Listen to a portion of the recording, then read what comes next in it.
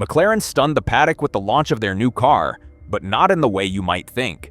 When the covers came off the MCL40 at the live event in Bahrain, the initial reaction from many fans was confusion. The car, at first glance, looked almost identical to the MCL39 that dominated the 2025 season. The iconic papaya orange, the black accents, the diagonal stripes on the side pods, it was all there. On social media, the response was lukewarm at best. It was a far cry from the gasps of shock and awe that usually accompany a radical new design. The online reaction captured this disconnect perfectly.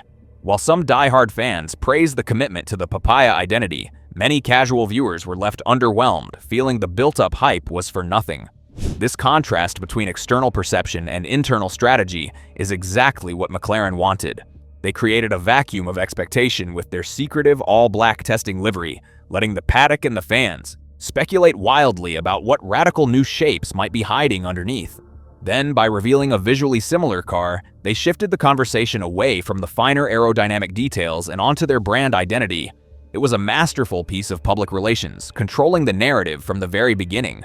But this is where the genius of McLaren's strategy begins to reveal itself.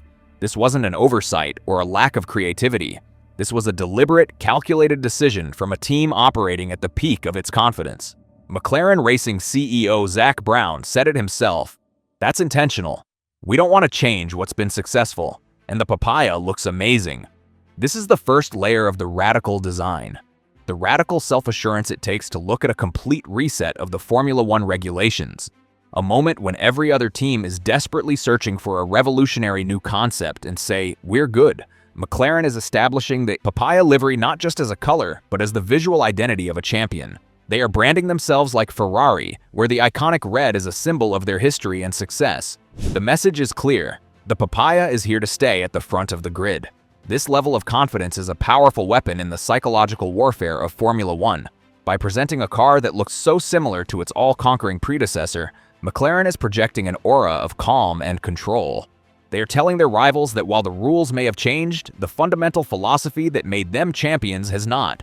It's a subtle but significant power play, a way of saying, you're all scrambling to figure out these new regulations, but we've already got it sorted. It's the kind of quiet arrogance that only a reigning champion can pull off.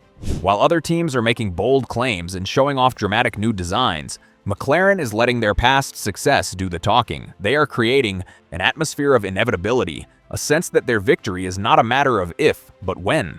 This psychological advantage, built on a foundation of proven success, can be just as valuable as any aerodynamic upgrade.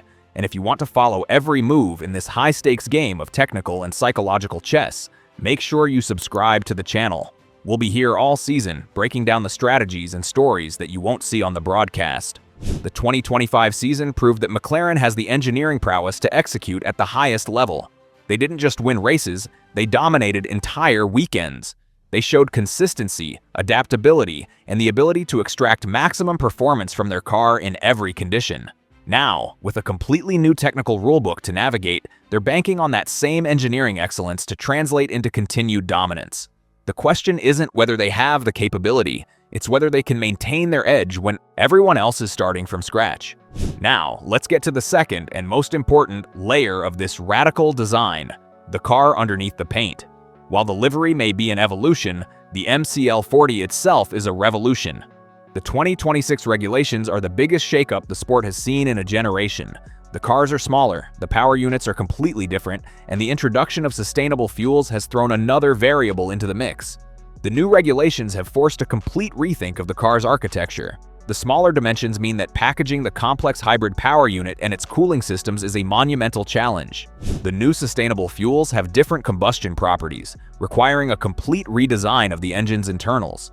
The aerodynamic regulations are also a minefield, with teams having to navigate a complex set of rules designed to promote closer racing. Every single component on the MCL40, from the tip of the front wing to the rear crash structure, is brand new and has been designed to work in harmony with every other part of the car. The familiar papaya skin is wrapped around a completely different beast. This is where the real radical work has been done, hidden from view in the wind tunnel and the CFD simulations at the McLaren Technology Center. The decision to run an all-black stealth livery during the initial shakedown in Barcelona was a key part of this strategy. It allowed McLaren to put the new Mercedes power unit and the fundamental systems of the car through their paces without giving away any of their aerodynamic secrets. While other teams were showing off their new designs, McLaren was playing its cards close to its chest, gathering data in secret. The familiar livery at the official launch was the final act of this masterful deception. It drew the eye to the colors, to the familiar shapes, and away from the subtle but significant changes in the car's aerodynamic surfaces. It was a classic misdirection, a magician's trick played out on a global stage. For drivers Lando Norris and Oscar Piastri, the familiar livery serves as a constant reminder of the expectations on their shoulders. They are no longer the hunters, they are the hunted. Norris, the reigning world champion, knows that every driver on the grid will be looking to beat him. Piastri, his phenomenally talented teammate, knows that this is his best chance to step out of Norris's shadow and mount his own championship challenge. The pressure is immense, but the team's confidence, embodied in the unwavering commitment to the papaya, is a powerful shield against that pressure. It's a statement of belief in their drivers, in their engineers, and in the winning culture they have built. The dynamic between Norris and Piastri will be one of the most fascinating subplots of the season. They are, on paper, the strongest driver pairing on the grid. But how will they handle the internal battle for supremacy? Will their rivalry push the team to new heights, or will it create a fracture that their rivals can exploit? McLaren's management will have to be at the top of their game to ensure that this healthy competition doesn't spill over into a destructive intra-team war. The elevation of MasterCard to a title partner is another sign of the team's commercial and competitive strength. This isn't just a sticker on the car. A title partnership is a deep, strategic alliance.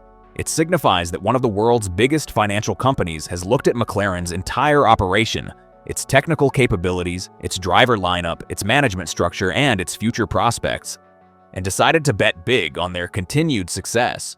The increased investment from MasterCard, alongside major partners like Google and OKX, provides McLaren with the financial firepower to go toe-to-toe with the likes of Mercedes, Ferrari, and Red Bull in the development race.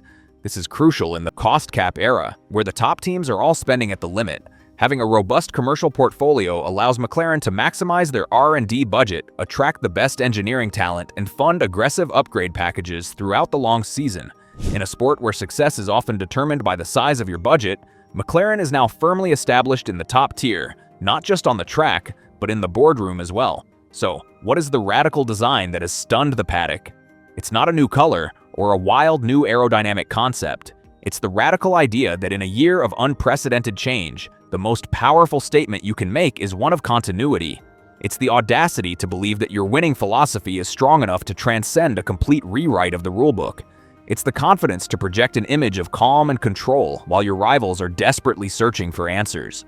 McLaren has thrown down the gauntlet not with a flashy new livery, but with a quiet, unshakable belief in themselves.